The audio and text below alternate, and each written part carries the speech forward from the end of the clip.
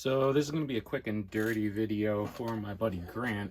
He's in the market for a new multi-effects pedal, and I figured I would give him a little bit of a preview of like how I use mine when I'm playing out live. The primary thing that I like about this unit the most is the fact that you could do snapshot modes. Now what that is essentially just like I've got a signal chain up here that all I'm basically doing with A, B, C, and D is I'm turning on and off certain pedals, and then I'm changing some of the parameters of some of that too. So right now on my signal chain, all I literally have is just like a volume pedal, which I know that you were saying that you're not really like interested in expression pedals that much, but I'll get into why I wanted to have one with one anyway.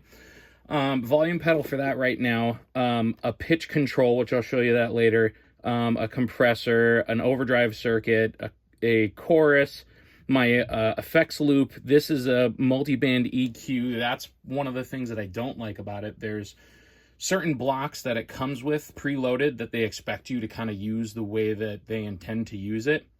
That's normally for like shaping stuff like the cabinet and everything like that, like post like the amp and cabinet block, which right now I actually have disabled because I'm running into a Fender Tone Master Deluxe that I normally run when I'm playing live now, and it's got a direct out on it. So I'm essentially using the emulated out of the amp, and I'm just kind of using this as like multi-effects that I could just kind of turn on and off that are going into the front of it.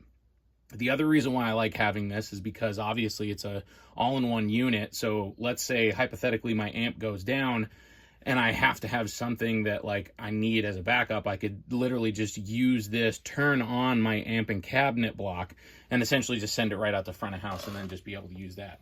Now, how I'm actually like setting up all of my snapshots, I essentially just have a clean tone on my first channel right here. Okay. Second channel is essentially just, and right now for the clean I have the compressor and the chorus on. As soon as I switch over to my B channel, I'm turning on my overdrive, I'm turning off the chorus, I'm adjusting some of the parameters of the compressor so that it's not as squashed, because I do want it to kind of still sound relatively natural, at least for the crunch.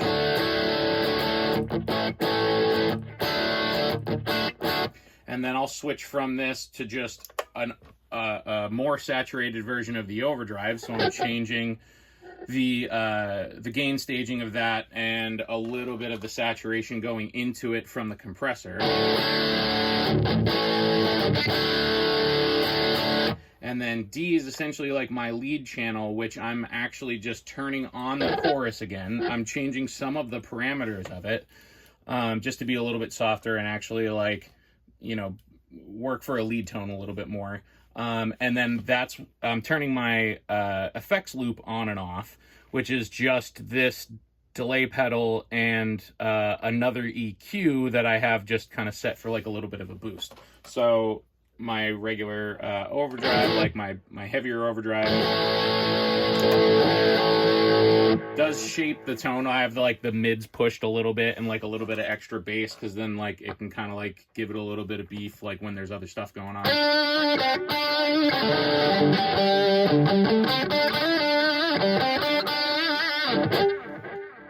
And then the other thing that I know that you were interested in were the trails. Now right now I'm using the delay in my effects loop, so I just have the trails enabled in the effects loop. So if I actually play some sort of like lead sound and then switch over to one of my other channels, it'll let the trail go, but nothing that I play after that is going to get affected by the delay. So if I just do the single note here, you could still hear the trail of the delay happening, but that extra chord that I did afterwards doesn't hit it. So now that's also because I'm in this snapshot mode. So as I'm changing snapshots, I can have those delays spill over. If I'm changing the entire signal chain and I'm doing full patches, then obviously some of those trails will probably get messed up because it has to dump some of the DSP to load up some of the new stuff. Obviously everything else that's on my pedal board totally doesn't even matter. Even having like the extra wah pedal. I just got that off the board because I like being able to use the Morley one that I could just put my foot on. It works and then disengages.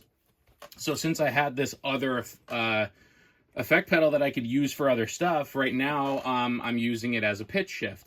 So by default, I have the expression pedal set so that like when you click it down, instead of it being the wah, it actuates the actual pitch block over here. So if I essentially just kind of like, again, I'm just in like my overdrive tone, if I click this on, it's engaged, it turned the pitch block on, and by default I have it set so that the toe down is neutral position and then heel down is a pitch below.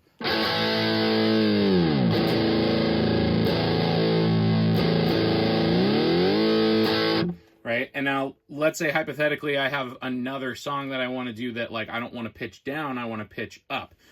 So this is where one of the other buttons that you could use will switch you in and out of different modes. So right now, again, we're in snapshot mode. If I hit this button, I can actually turn on and off individual blocks. So because my heavier overdrive tone doesn't have the chorus on, right now it's disengaged. If I wanted to individually just turn that on, I could just turn it on from here and just turn it off. This multiple switch on the left will actually change the way that my pitch shift operates. So like I said, right now it's in normal tone and then down a full step when I'm down. If I hit this button, now I'm in heel down position. I'm natural pitch, and I can go up. There we go.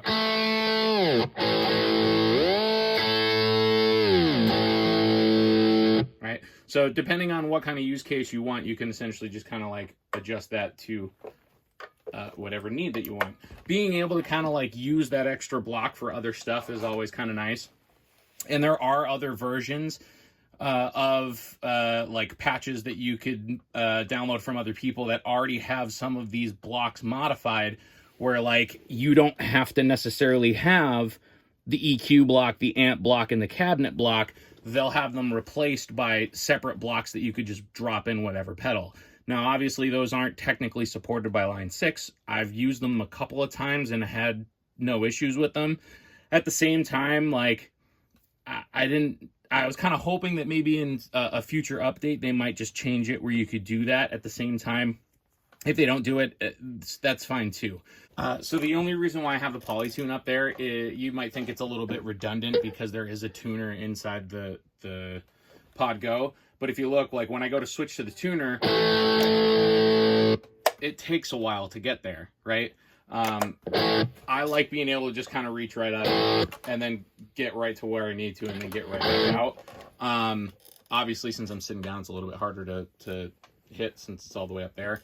But obviously that's not necessary. And then like the drop pedal up at the top, that's really just kind of like, there's certain songs that we do that like if I have to go down a half step, it just makes it easy to just, you know, is it perfect? No, but at the same time, it gets the job done. So, I mean, like, that's good enough for me, you know what I mean? Close enough for rock and roll. The other thing, at least for your particular use case, because this is made out of mostly plastic, it's like, it's kind of metal, it's kind of plastic. It's not necessarily like terribly heavy. And it is kind of like an all-in-one thing. So, you know, you could easily just kind of toss this into like a soft case or a gig bag or something like that, take it with you and kind of be off to the races. So I hope this kind of helps you like make a decision on what you're looking into. Obviously, like the other reason why I went with this is because of the price, not too bad. I think like I got mine for about like $450. So, not terribly big investment, but at least you've got a more than enough to play with that, like if something comes up that you need a particular type of sound, you could get it out of this, you know what I mean? So good luck in your gear hunting. Hope this helps.